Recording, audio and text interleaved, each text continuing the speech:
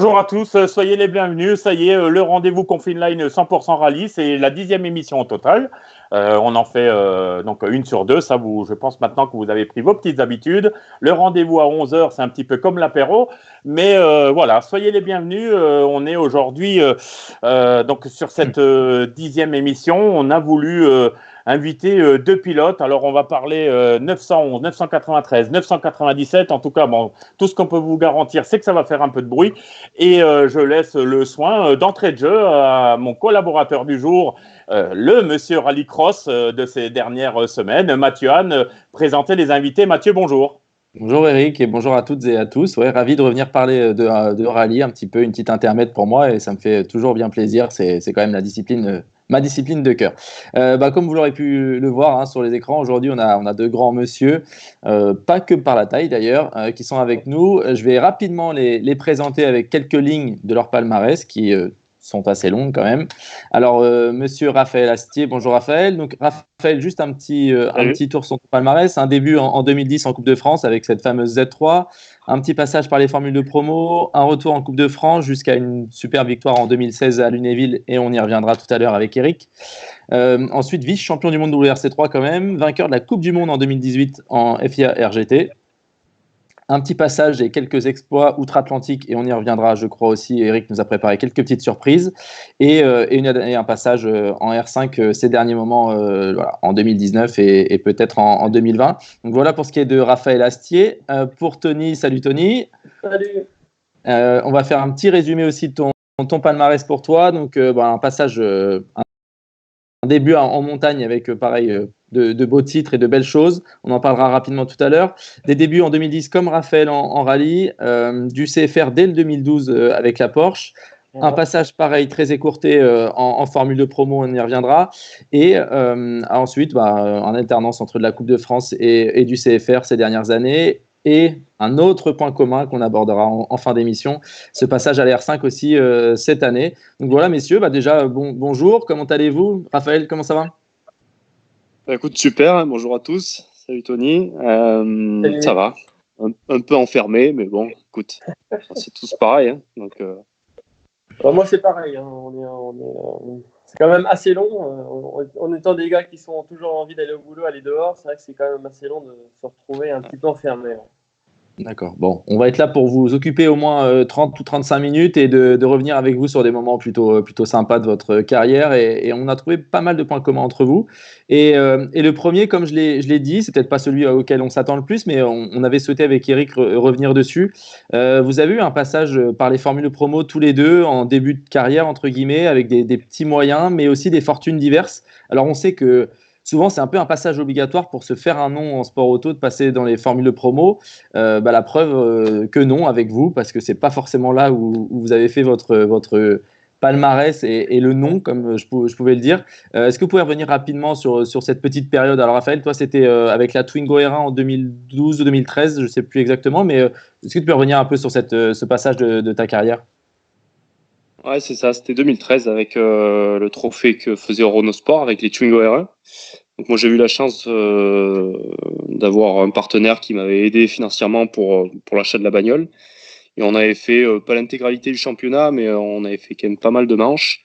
Et ça permet de découvrir les grands parcours français, on va dire. Après, est-ce que c'est ce point-là qui m'a fait le plus connaître, entre guillemets, je sais pas, parce que j'avais quand même pas mal de roulé aussi auparavant avec mes BMW E30, tout ça, et puis après on était passé à la Z3. Mais le championnat de France, c'était quand même un bon point là-dessus pour découvrir un peu ces beaux endroits, quoi. Ouais, très rapidement aussi, cette année en 208 R2 où tu te payes ton petit championnat du monde, tu fais toutes les épreuves. C'est une formule de promotion, indirectement, le WRC3. Et divers succès, mais aussi cette erreur en Sardaigne, je crois, qui en fait te fait tout perdre. Mais bon, malgré tout, une belle saison. Ouais, ça c'était 2017 alors du coup, et l'erreur c'était au Portugal. Mais oui, comme tu dis, on avait pu faire quand même pas mal de manches, 7 je crois il me semble, ou 6. Ah ouais, c'est ça. 7. Et je découvrais aussi la terre, donc ouais, c'était quand même toute une embuscade qui s'était mise au milieu là. Je découvrais aussi cette petite 208 avec le CHL CHL Sport Auto, et ouais, mais c'était une bonne saison. Et ça, pareil, hein, tu roules sur des grands endroits où tu vois des personnes un peu, des grandes personnes, on va dire. Donc oui, c'est automatiquement, c'est quand même bien, quoi. Ok. Et donc Tony, toi, c'était en 2012 avec la 208 Rally Cup. Pareil, alors comme je pense qu'on ne s'est pas très bien compris, Raphaël, mais je disais justement que c'est pas grâce aux Formule Promo que vous avez été fait un nom, c'était par d'autres exploits. Et donc Tony, pareil, c'était un passage un peu, alors assez court, mais compliqué. Mais est-ce que formateur quand même? Moi, c'était en 2013. Et, du coup, en 2012, on venait de faire la saison complète du championnat de France avec la Porsche. Donc on s'était dit, bon, on va connaître un petit peu plus les parcours. On avait vendu la Porsche. Donc, on avait déjà fait un gros sacrifice pour pouvoir être inscrit à la première manche. On était chez PH Sport et en fait, on venait avec Stéphane Lefebvre, on venait d'avoir les 2 premières 208. Donc on a eu beaucoup de péripéties sur les autos. On a pris plein de choses dans la gueule. Et puis finalement, mon premier rallye avec la voiture, c'était le rallye terre de Causse. Je n'avais jamais fait de rallye terre.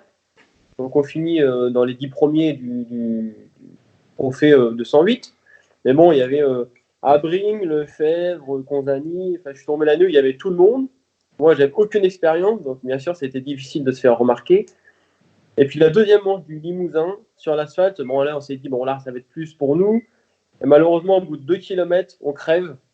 Donc on perd 3 minutes. La roue ne voulait pas se desserrer, quoi que ce soit. Et la fin de la course, ça n'a pas été. On est sorti. Donc après, on s'est dit, bon, c'est pas pour nous. Ça coûtait déjà cher de faire voler cette auto. Donc on s'est dit, bon, faut mieux arrêter parce que là, c'est pas notre truc pour l'instant. On n'a pas assez de roulage, on n'a pas assez de moyens. Donc c'était trop compliqué pour nous. Ouais.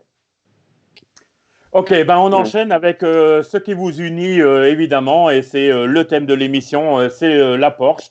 Alors on voudrait tout d'abord passer une petite vidéo. Bon, on sait que quand vous êtes sur une liste des engagés, ça amène un engouement supplémentaire. Ça se voit d'ailleurs souvent dès les vérifs. Voilà, Tony Cosson présent sur un rallye ou Raphaël Astier avec la Porsche quand c'était le cas. Voilà, il y a un engouement supplémentaire. Alors 2-3 petites images, une petite vidéo, et puis on revient sur ce sujet-là. À tout de suite.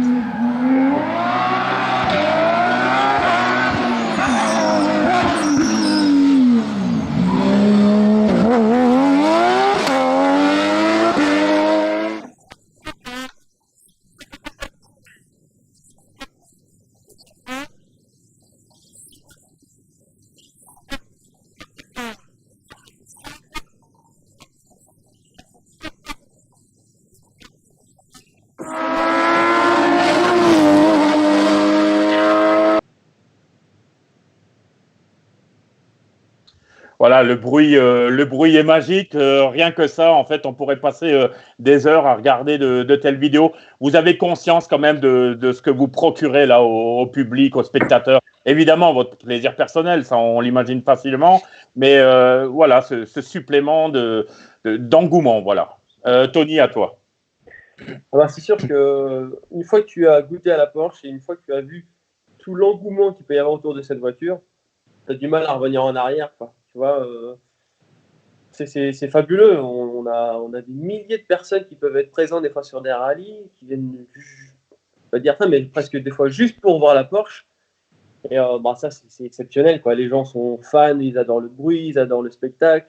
Donc pour moi, la Porsche, c'est la voiture mythique du championnat, de toutes les courses. Et il devrait y en avoir partout, même en régionaux, dans les petits rallyys. Donc, on y reviendra. Ouais. Ouais, voilà. Mais c'est vraiment une auto fabuleuse, quoi.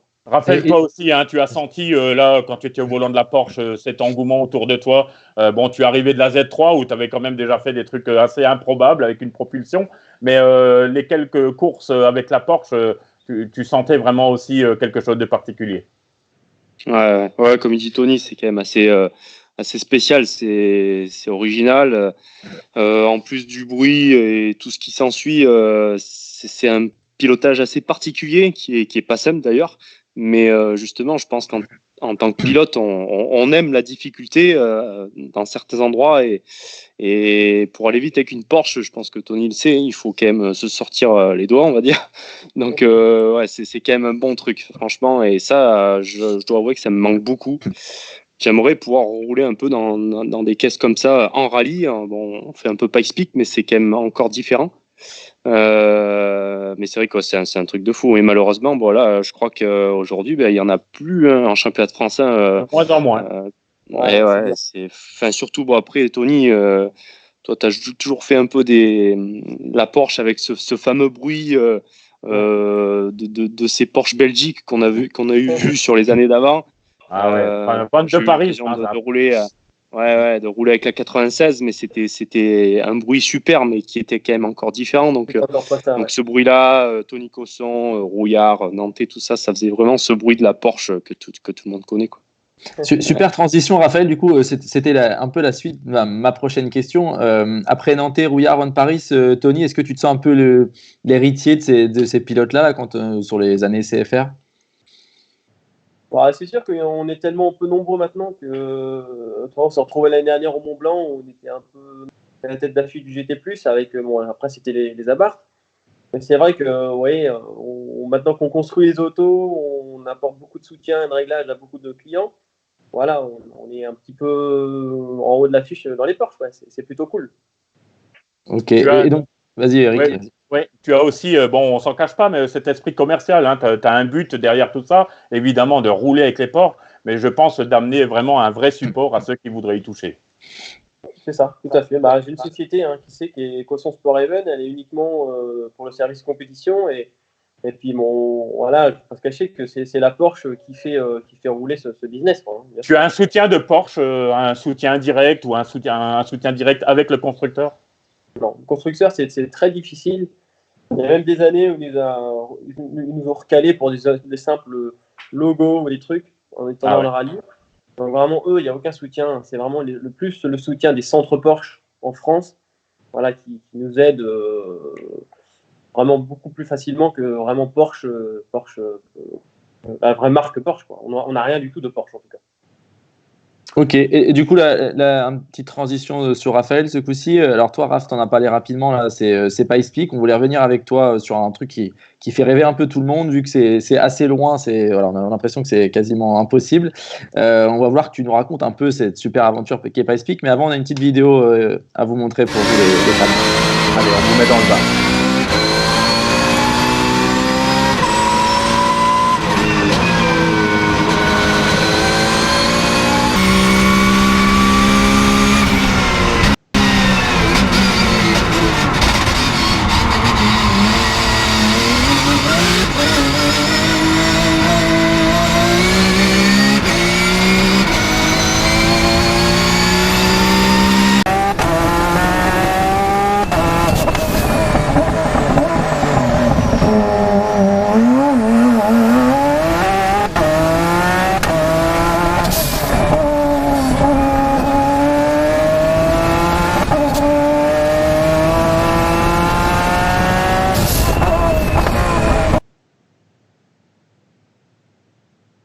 Voilà, donc vous l'avez compris, hein, PipeSpeak, Raph, c'est le rêve américain. Alors toi, en fait, tu le vis, le rêve américain. Ça fait 2 fois que tu y vas.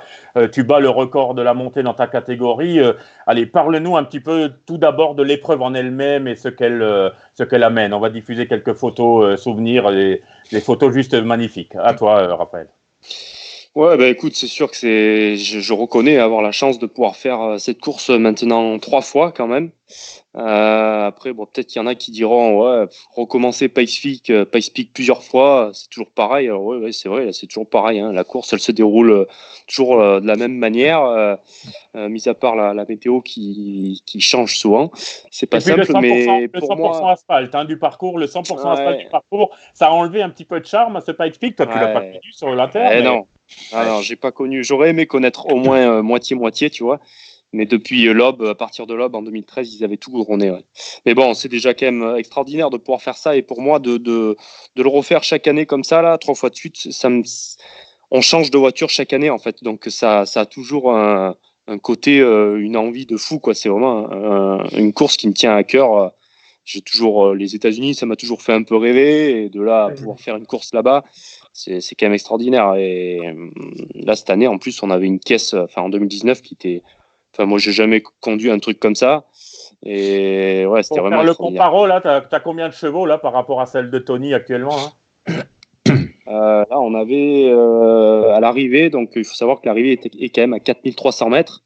On avait quasiment 800 chevaux encore quand même. Hein, donc, on devait en avoir vers les 850 vers le départ, je pense.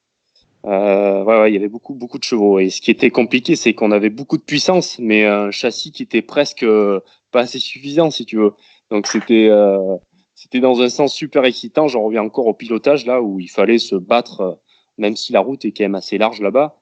Il faut se battre toujours, attendre pour accélérer parce que soit tu sous-vires ou soit ça survire, les pneus qui surchauffent.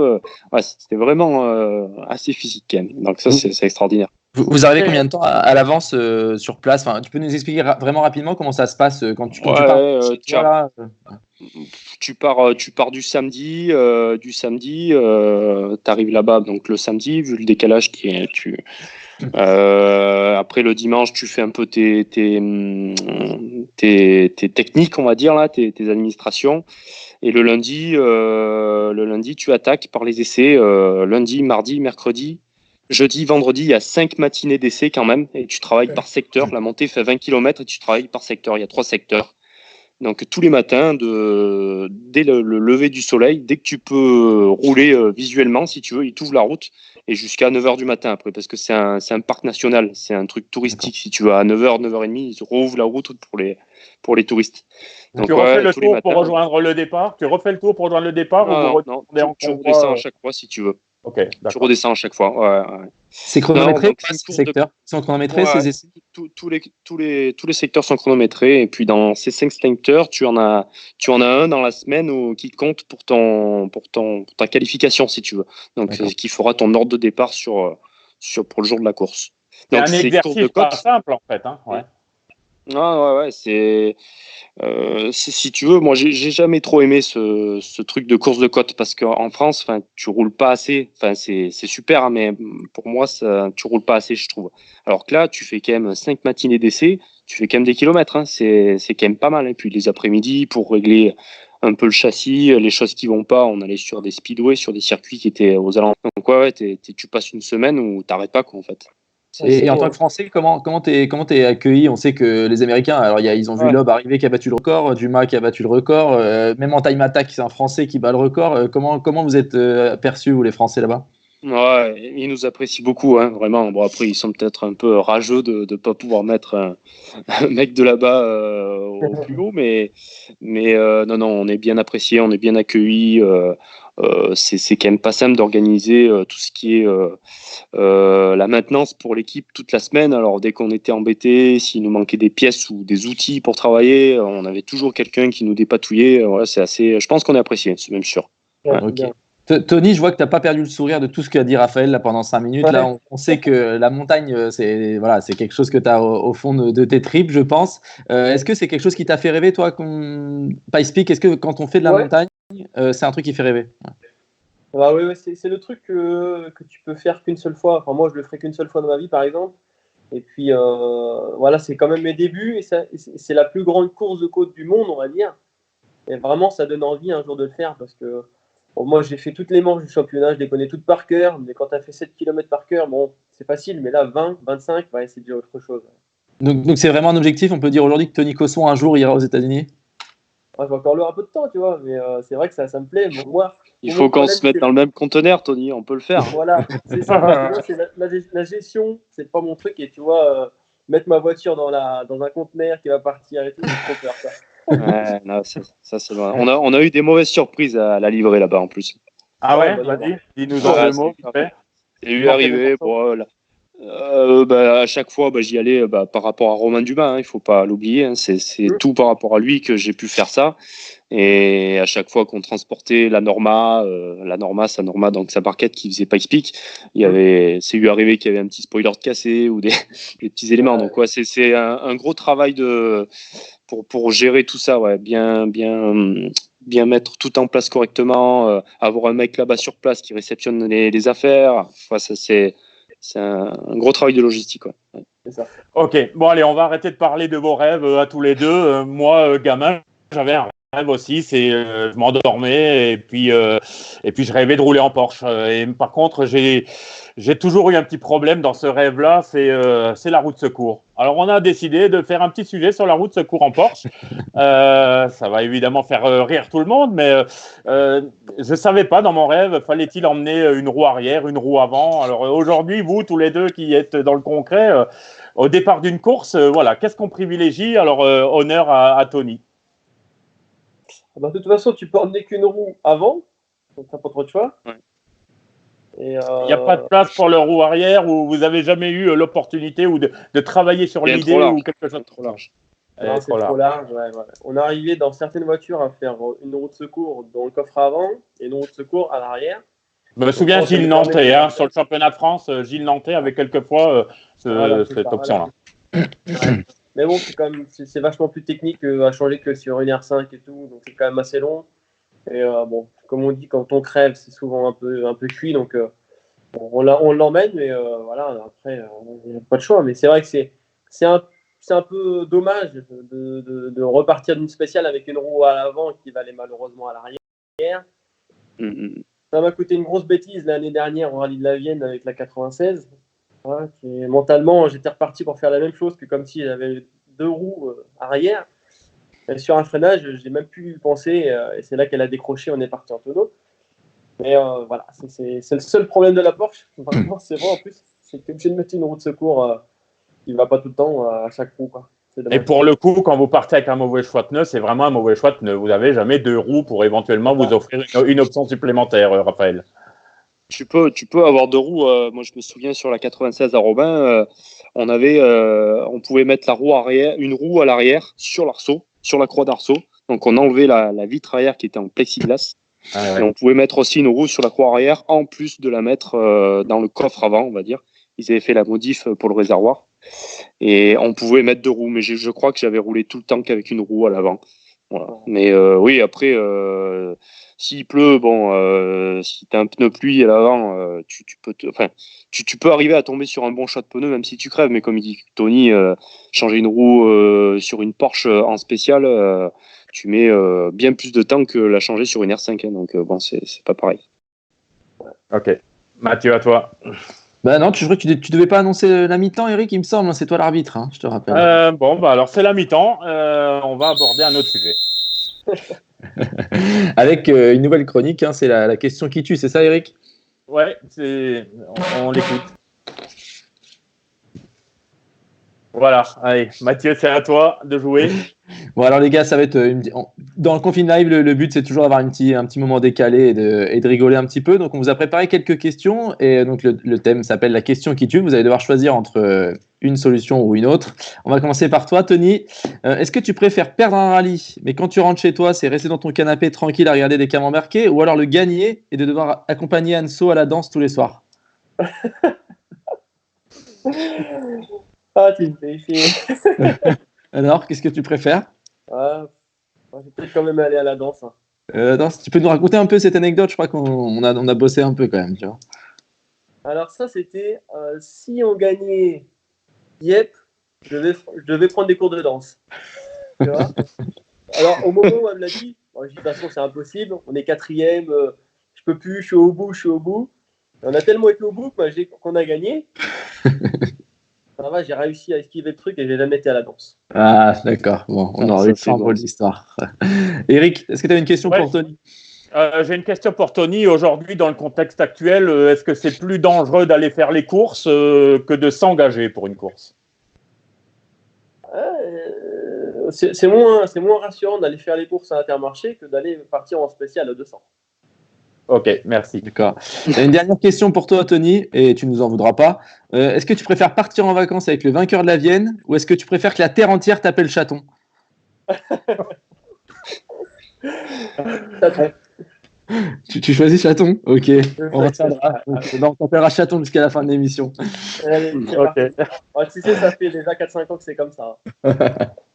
Je rappelle, toi aussi, on a 3 petites questions. Alors la première, elle est un peu classique, mais c'est pour essayer de voir niveau personnalité. Alors tu préfères trouver le grand amour ou plutôt gagner au loto, ce qui te payerait quelques saisons tranquillement? Ah, c'est compliqué. Le loto peut être pas mal quand même, hein, parce que Ouais.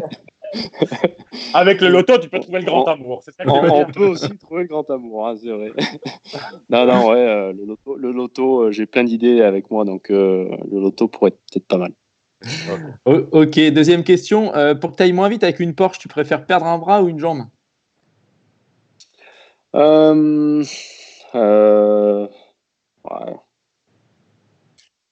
Je pense une jambe.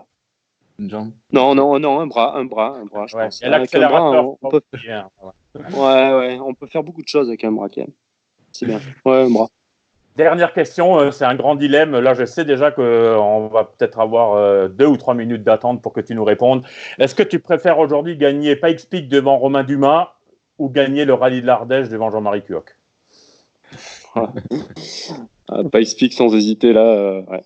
Non, Pikes Peak, ouais. Ouais. Là, Pikes Peak, c'est comme je disais tout à l'heure, c'est vraiment un truc qui tient à cœur. Hein. Je sais pas, c'est ça. Mes 3 participations se sont globalement bien passées, donc ouais, là-bas, c'est sans hésiter Pikes Peak. Voilà, clairement. Quoi. Ok. Bon, Ok, j'espère merci qu'un jour, bravo les gars, vous êtes sortis en vie de cette chronique, c'est déjà pas mal. Et Chaton, on va pas te lâcher, hein, t'inquiète pas. Du coup, on va enchaîner, on va revenir un peu à parler de rallye et d'un moment marquant, un petit peu, forcément de la carrière un peu plus marquant chez Raphaël, mais c'est la finale de Lunéville. On se rappelle que voilà, c'était un duel clairement qu'on attendait tous, nous les fans et les suiveurs de rallye. Alors clairement, on s'attendait peut-être pas à ce que ça puisse jouer les premiers rôles autant au scratch, mais clairement après vos saisons respectives en Coupe de France, on attendait tous ce duel Astier-Cosson ou Astier-Chaton à Lunéville. Et comment vous l'aviez préparé comment vous voilà, quels étaient clairement les objectifs, comment vous l'avez préparé? On va commencer avec toi, Anthony. Ah, c'est vrai que pour moi, c'était ma première finale, je crois. Et vraiment, on avait fait une super saison. On avait fait, je crois, au moins 10 courses. On avait gagné 10 fois la catégorie. On avait fait 8 scratchs. Tu vois, c'était parfait. Et bon, on s'était dit, bon, la finale, de toute façon, franchement, on ne voit pas trop qui va réussir à nous battre avec la Porsche, tu vois. Et puis, au prologue, déjà, putain, Raph, il avait fait un bon chrono. Ah, déjà, ça m'avait piqué un peu, tu vois. Et puis après, il est parti tout de suite super vite. On a réussi à le tenir un petit peu. Et après, je pense que c'est le fait de se dire, ah putain, il y a quelqu'un d'autre qui peut être plus vite que nous encore en Porsche. Ça m'avait un peu déstabilisé. Et après, j'ai pas réussi à le rattraper, quoi. Franchement, il avait super bien roulé. Bravo de réagir comme ça, c'est super sportif, c'est top. Et toi, Raph, du coup, est-ce que tu es arrivé à la finale en te disant, ouais, Cosson, je connais, ça va être dur d'aller le chercher? Alors non, c'était super compliqué. Enfin, c'était super bizarre en fait cette finale. Moi, c'était ma deuxième. J'avais fait une finale en 2015 avec ma petite Z3 à Samé. Tu avais gagné d'ailleurs. J'avais gagné la catégorie, ouais. Et 2016, c'était en début d'année 2016. J'étais parti un peu avec le RD Limited, Romain Dumas, en faisant un peu Lyon Charbonnière, quelques manches. Après, ça s'est un peu dégradé. Budget était très très mince. Donc on s'est dit qu'est-ce qu'on fait? Allez, on fait quelques petits rallyes nationaux, régionaux autour de la maison. On marquait quelques points et ça s'est décidé, je sais pas moi, peut-être 2 mois avant, cette idée de marquer les points manquants pour aller à cette finale. C'était incroyable. Hein. On se posait les questions avec Romain à un point où moi j'ai quasi plus de budget. C'était presque à un point où à la fin il me prêtait presque la bagnole et moi je me démerdais avec mes potes hein, pour l'entretenir. On allait la chercher à Alès, on faisait tout nous-mêmes, donc c'était vraiment marrant. Et puis on s'est engagé à cette finale là. D'ailleurs, ça a été chaud pour la qualification. On a débarqué là-bas, pas à l'arrache, mais presque. J'étais vraiment limite en pneu neuf. On avait un peu de l'occasion, un peu du neuf. Et pour moi, honnêtement, je pensais pas au scratch. Je pensais juste à Tony en fait. C'était marrant. À Chaton. Voilà, Tony, moi, ouais, Chaton. Ouais. Je regardais ses vidéos, tout ça là vers chez lui. C'est vrai que les caméras embarquées, ça rendait super bien. Je me suis dit, putain, ça va être super dur. Romain derrière qui disait ah non mais on va le tordre, hein, c'est sûr, hein, t'as pas le choix. Lui, il est toujours un peu à fond quoi. Et voilà, on est parti comme ça en fait. Hein. On a fait des bonnes reconnaissances. On s'est vraiment appliqué durement. Et je sais pas, le feeling, tu sais, des fois, sur des rallyes, t'es super bien, tu te sens bien, et des fois, tu te sens moins bien. Après, ce type de route m'a toujours un peu plu. Bon, on va pas oublier que c'était quand même un type de terrain qui était quand même un peu fait pour la Porsche, même si, bon, il a plu aussi un petit peu, donc ça a rendu un peu les choses compliquées, mais ouais, on s'est senti bien et on a fait le boulot, hein, après. Mais c'était pas Sam Kem, hein, putain, 2-3 fois, c'était chaud. Ah ouais, t'as eu de la chance avec toi aussi. Hein. Ouais. Tony, on sait qu'il y a une petite anecdote que tu vas pouvoir raconter aujourd'hui. Alors, entre le point stop final et le podium, qui de toi ou de la Porsche avait le plus soif? Ah ouais, ça a été, c'était très compliqué parce que donc dans l'avant-dernière spéciale, on débranche une virite sur le saut. On fait la dernière spéciale au ralenti, donc c'est pour ça qu'on perd la 3e place. Et puis après, je crois qu'on avait un routier de 30 bornes à faire. Et là, Tu n'y croyais pas en fait, hein? Non, on n'y croyait pas parce qu'on n'avait plus d'eau dans la voiture. Et à chaque fois qu'on s'est arrêté à un stop, il y avait une maison. On avait tapé à la porte, on prenait tout ce qu'on pouvait trouver en flotte. Ça on va tous en rigoler. Mais Ah ouais. le mec qui descendait ses affaires du coffre, il avait 6 bouteilles de badois. J'ai dit, je les prends. Hop, on a roulé avec de la badois. On a réussi à faire 10 bornes avec la badois. Après, on avait de la vitelle. On avait de la viande. Et on a galéré pour rentrer. On est rentré au ralenti. En fait, t'es la version Corona Neuville Mexique. Toi, tu nous as fait pareil en France, version française, quoi. Ouais, soft en France, sans alcool. Et toi, Raph, du coup, entre le point stop et le podium, bon, tu as déjà un peu répondu à la question, mais entre le point stop et le podium, on a dû te pincer combien de fois pour croire que c'était vrai? Ah ouais, c'était compliqué. C'était super bizarre l'ambiance. Même avant la fin, hein, je crois que c'était avant la dernière, parce qu'après, du coup, bon, il y avait cette histoire un peu avec Giordano où c'était le coude à coude. Mon copilote était super serein, Fred Vauclair, là, lui, il était sûr de lui, il était sûr que ça allait le faire. Moi, j'étais en stress total, mais vraiment du bon stress quand même, parce que j'étais bien une fois parti là. À chaque départ, je me souviens, ça tout partait. Et j'avais que la route devant moi, c'était vraiment bien. Et puis après, ouais, comme tu dis, après le dernier point stop là sur la route, Romain m'a appelé. Lui, il était à Macao, donc c'était décalage énorme. Je crois que c'était 3h du matin là-bas, et il m'a dit tu l'as fait, je te l'avais dit. Enfin, bon, c'était vraiment Je sais qu'il moment nous écoutait à la radio d'ailleurs. Hein. Il nous écoutait en différé à la radio en direct de Macao. Ouais, on l'a su par après. Il écoutait la finale. Voilà. Justement, tu l'as cité, Quentin Giordano. Alors moi, j'ai une question très simple aujourd'hui avec le recul. Est-ce que c'était la finale de Quentin Giordano ou est-ce que c'était réellement la finale pour une Porsche? Je sais pas. Comme je disais, on avait quand même on avait les routes quand même pour la Porsche, hein, franchement. Mais avec cette pluie, on a quand même roulé, je sais pas, je me souviens plus trop. Je pense au moins 60% ou voire 70% sous le humide, non, je me souviens plus. On a roulé beaucoup sur le trempé, on a roulé sur le gras. Ouais, trempé. Après, donc au final. Voilà. Ce qu'on a fait que nous avec les Porsche, c'était bien. Franchement, c'était mieux pour une 4 roues. Hein, donc on était là, quoi. Ouais, c'est vrai. Pas facile à dire pour qui c'était le mieux.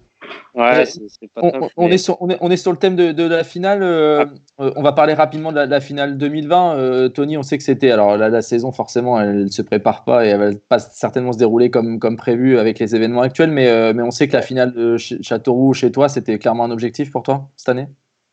Oui, c'est sûr que vraiment la finale à Châteauroux, c'est vraiment 70 km de chez moi et une finale.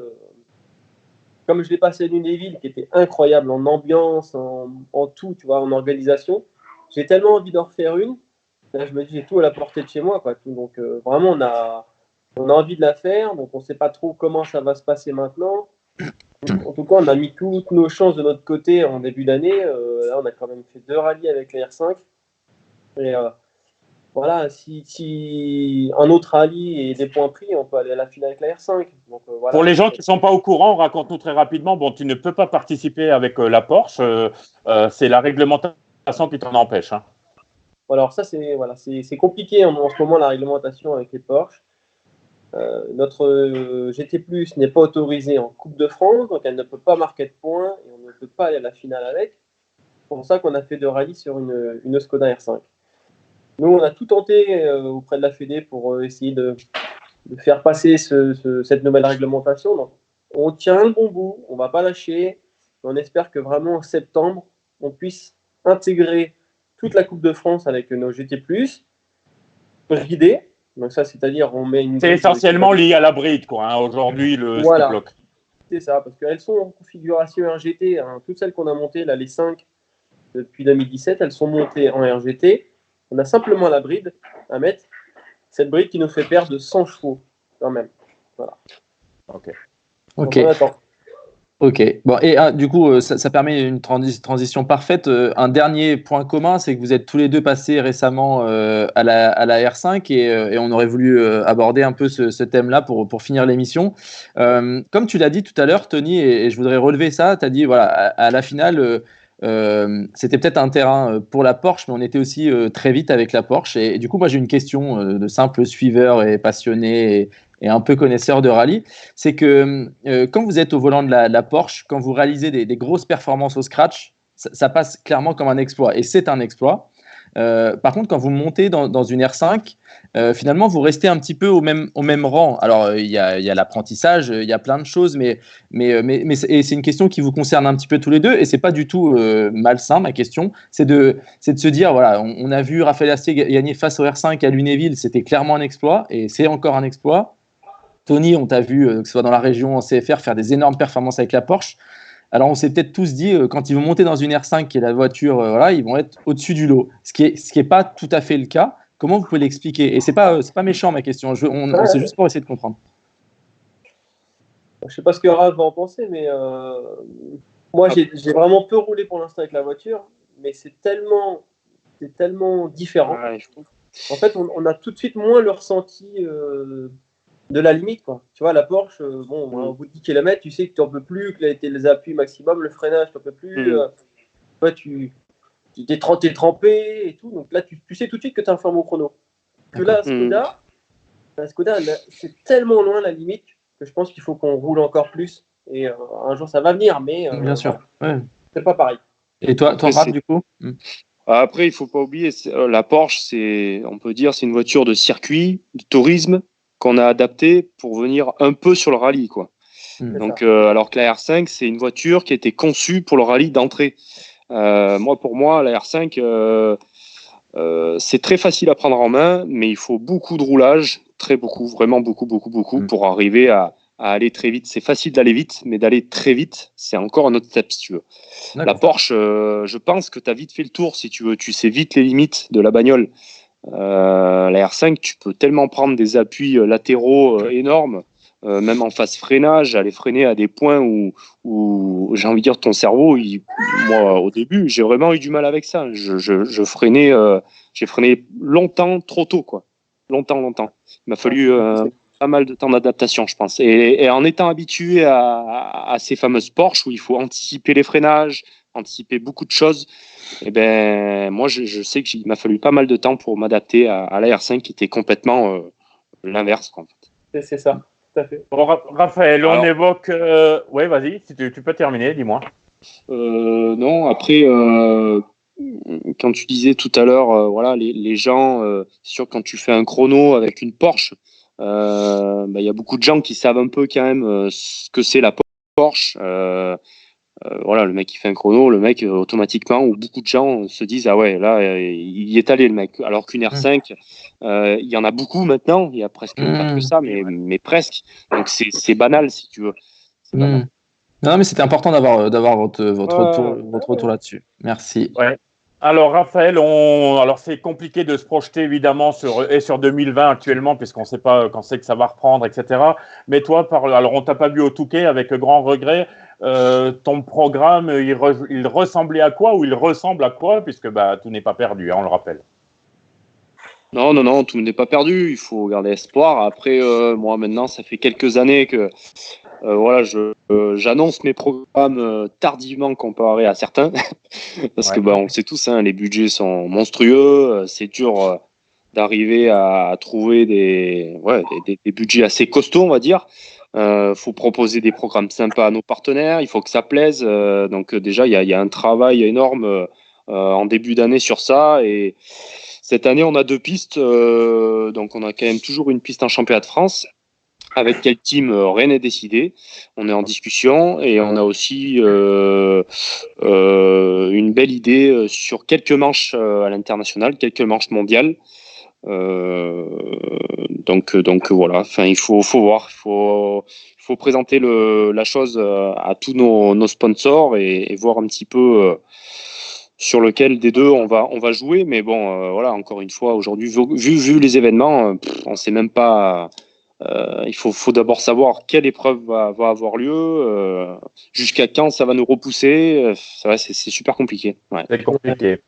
Bon, là aussi, la Hyundai i20 R5 au Rallye d'Allemagne l'année dernière, c'est une belle expérience. Hein. Je crois que tu as pris énormément de plaisir.